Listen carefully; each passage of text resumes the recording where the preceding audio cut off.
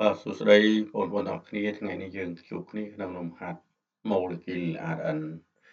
ដែលគេមាន Molecular RN 2ដែល Molecular RN ទី1បានស្វ័យតម្លើងទ្វេ5ដងនិង Molecular RN ទី2បានស្វ័យតម្លើងទ្វេ3ដងក្រោយពី Molecular RN 2បានស្វ័យតម្លើងទ្វេវាបង្កើតបាន Molecular RN កូនមួយចំនួនដែលមានប្រវែងសម្រុកសរុបបើគិតបញ្ចូលគ្នាគឺ11,560 ណាណូម៉ែត្រក៏គណនាប្រវែង Molecular RN នីមួយៗបើគេដឹងថា Molecular RN ទី1មាននូក្លេអូទីតលើសចំនួន400លើស Molecular RN ទី2ខគណនា Mass Molecular RN នីមួយៗបើនូក្លេអូទីត1មាន Mass 300 ខ្នាតកាបូនតទៅពីយើងអានប្រធានចប់ជាការសំខាន់ជាងគេបំផុតយើងកុំឲ្យគិតអីទាំងអស់គឺយើងត្រូវស្រង់បំរាប់របស់វាមកគឺគេឲ្យ RN ទី1នេះស្វ័យតម្លើងទ្វេ5ដងយើងសរសេរមកហើយ RN ទី2ស្វ័យតម្លើងទ្វេ3ដងនេះហើយនឹងមានប្រវែង RN កូនស្រុបបញ្ចូលគ្នាបាទ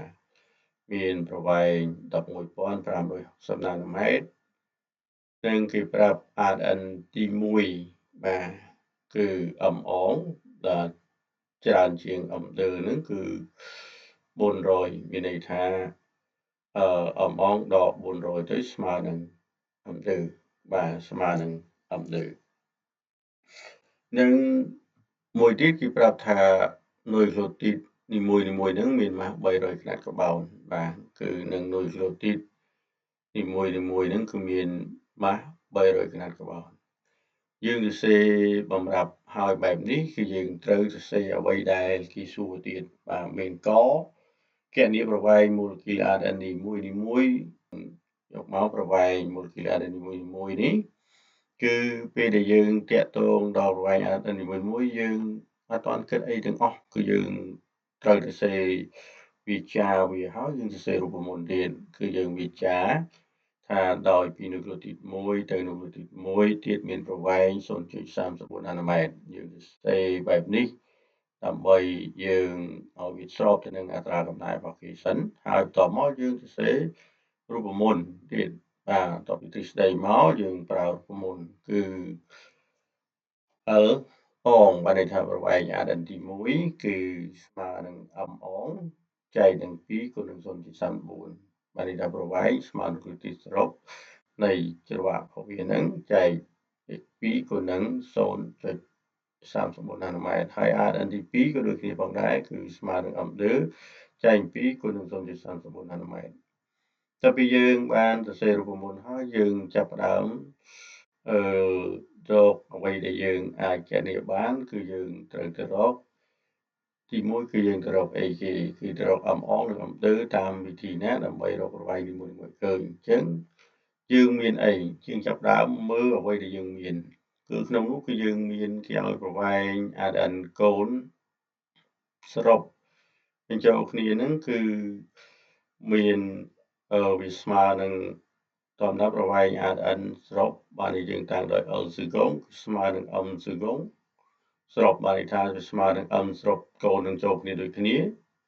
ចែកនឹង2គុណ0.34ដែរនេះគឺប្រវែងសរុបអញ្ចឹងយើងមានប្រវែងសរុបយើងអាចទៅរកនូក្លេអូទីតសរុបនេះបានបាទព្រោះ M អង M ដឺនេះយើងអាចប្រហែលជារកតាម M នេះឯងអញ្ចឹងយើងមានបាន M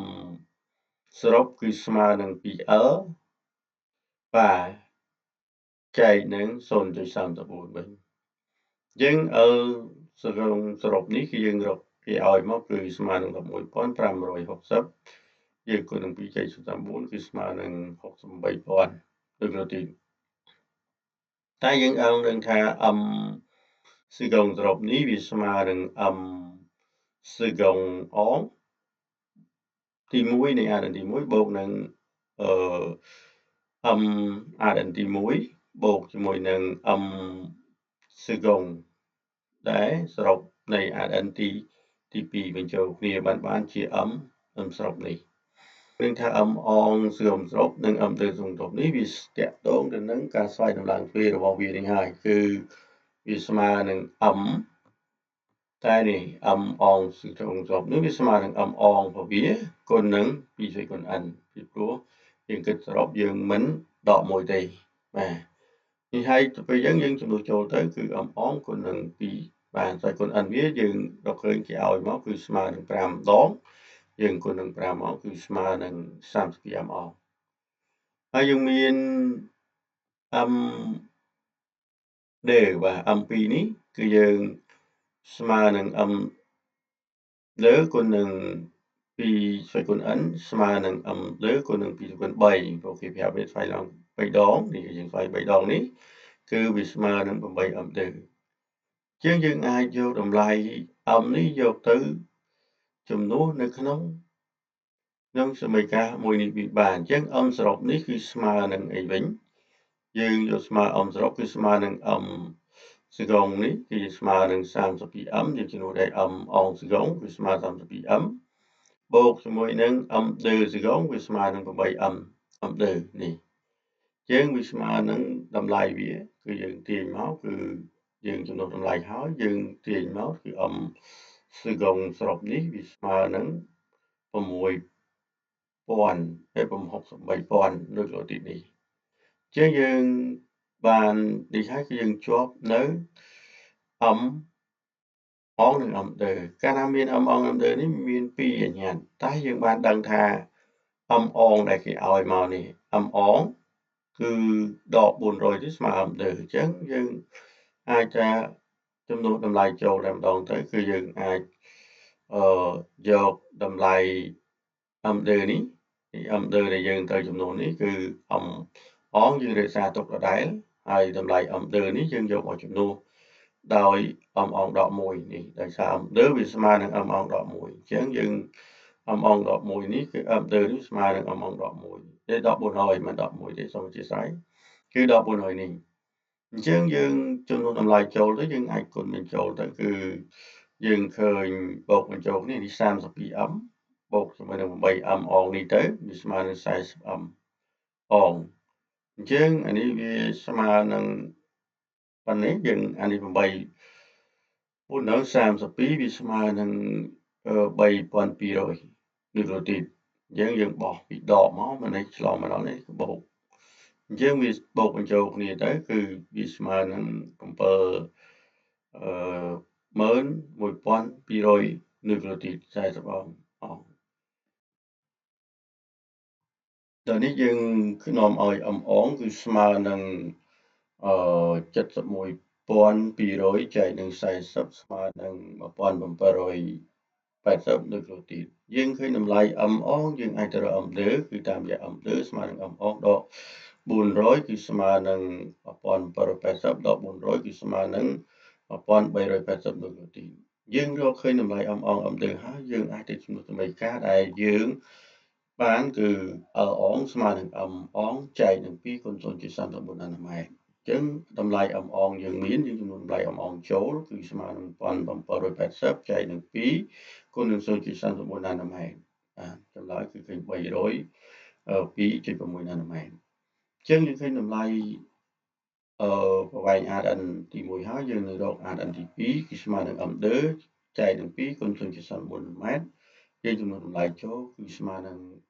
1380ចែកនឹង2គុណ0.34នាណូម៉ែត្រគឺស្មើនឹង234.6នាណូម៉ែត្រអញ្ចឹងយើងឆ្លើយដូចនេះ